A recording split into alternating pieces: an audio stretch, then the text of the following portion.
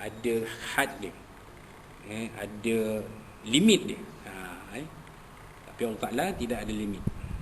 Kekayaan Allah Ta'ala tidak ada had, tidak ada batasan, tidak ada ceiling, istilahnya kan.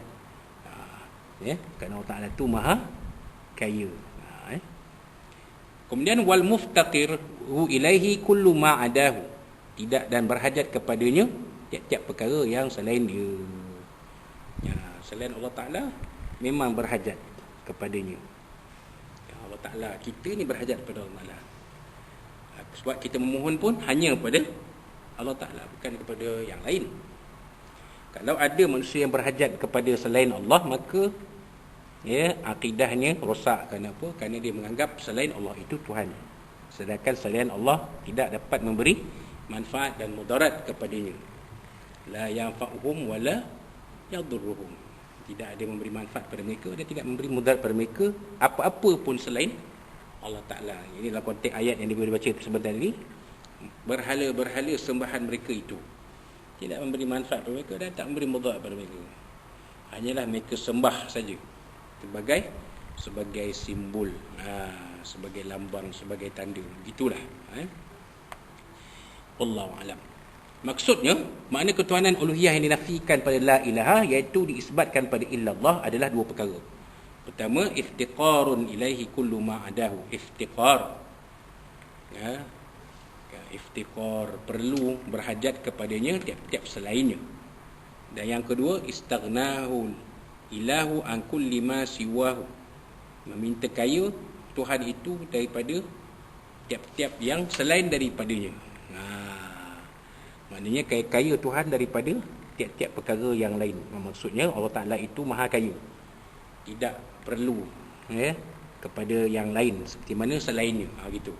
Kita makhluk perlu kepada Allah, perlu kepada yang lain, tapi Allah Ta'ala dia tak perlu bergantung kepada sesiapa.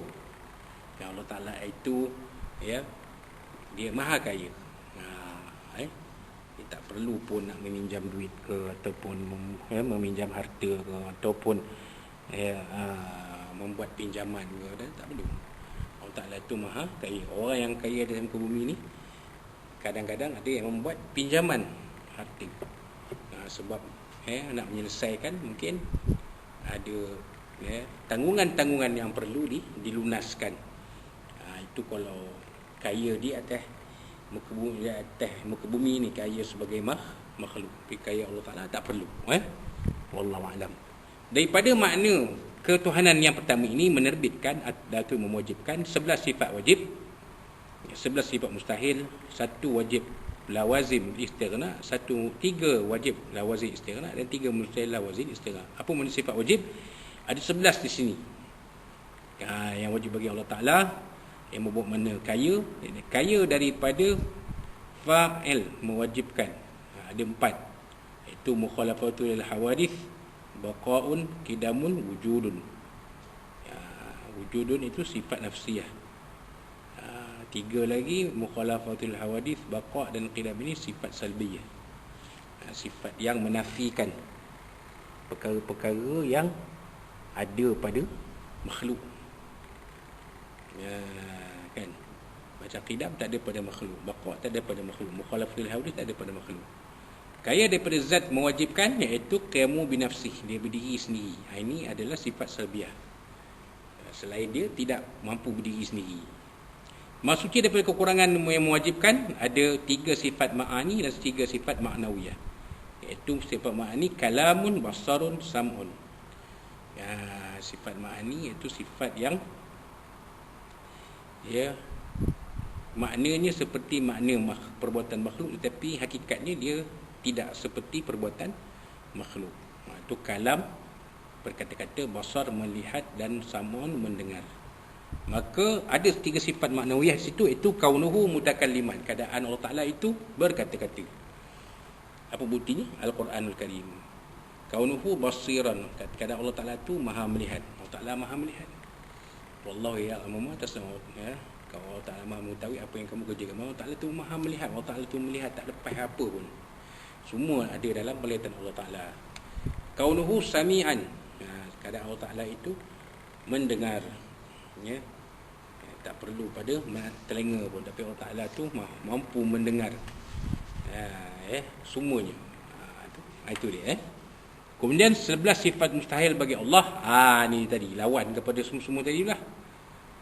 Kan, kalau kaya daripada fa'il mewajibkan mumalathatul hawadith, fana'un, huduthun, adamun, tiada, baru fana akan binasa, mumalathatul hawadith bersama dengan yang baru.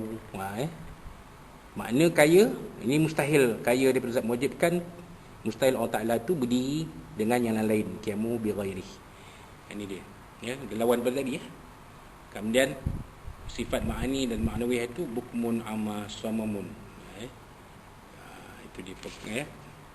Berkata-kata bisu, bisu, buta dan pekak. Itu juga kadang Allah Ta'ala itu mustahil, Allah Ta'ala itu bisu, buta dan pekak. Itu mustahil sama sekali. Kemudian yang ketiga, lawazim istighna. Ini perkara yang dipahami daripada mana ketuhanan. Yang pertama ini istighna ilah. 3 lawazim bagi istighna. La yajibu alaihi ta'ala fi'lu syai'in minal mumkinati wala tarku.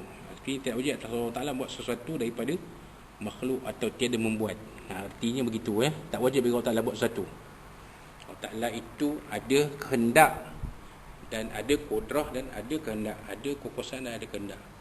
Terpulang kepada Allah. Allah tak ada wajib nak buat sesuatu. Yajuz wala yajibu bal yajuz. Itulah dia salah satu sifat harus bagi Allah Ta'ala. Kemudian tanazzuhu ta'ala anil i'radi fi af'alihi wa ahkami. Maksudnya Allah Ta'ala bila memberi faedah kepada setiap perbuatan dan hukumnya. Maksudnya Allah Ta'ala tak ada ambil faedah apa-apa pun. Allah Ta'ala tidak terkesan dengan apa-apa perbuatan hamba-hambanya, sama ada yang baik ataupun yang buruk. Kemudian yang ketiga, la ta'thir li syai'in minal kainati bi quwwatihi allati ja'alaha Allah fi. Kainat ini makhluk tidak sedikit boleh memberi kesan dengan kekuatan yang kuasa yang Allah Ta'ala ciptakan padanya. Allah Ta'ala di sini nyatakan bahawa makhluk ini dia tidak ada kesan. Tak boleh membuat sesuatu dengan kuasa yang tak beri. Kan? Contohnya macam tadi kan, jadi guru. Kalau dulu tak kuat, sekarang guru dah jadi kuat. Bukan orang tak kata tidak, dia tetap begitu. Aku tak nak beri kekuasaan kepada dirinya. Kan, kekuasaan hanya kepadaku, kata Allah Ta'ala.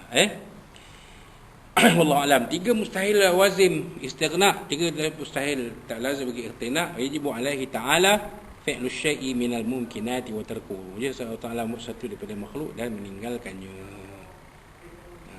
Itu dia. Wajib Allah Ta'ala buat satu daripada mungkin wa tarku.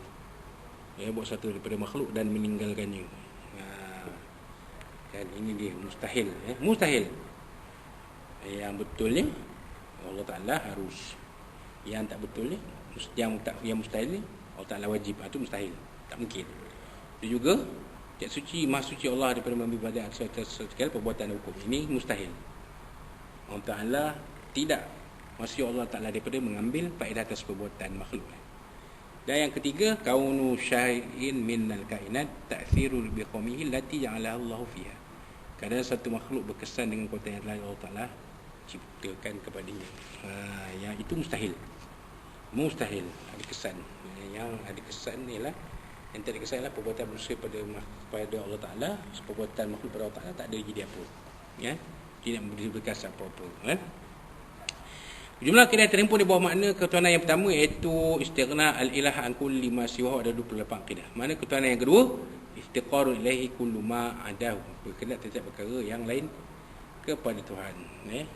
Daripada makna ketuhanan yang kedua ini menerbitkan atau mewujudkan 9 sifat wajib, 9 sifat mustahil, 2 wajib lawazim iftiqar dan 2 mustahil lawazim iftiqar. Sifat wajib pada Allah Ta'ala daripada maksud iftiqar ini ada 9.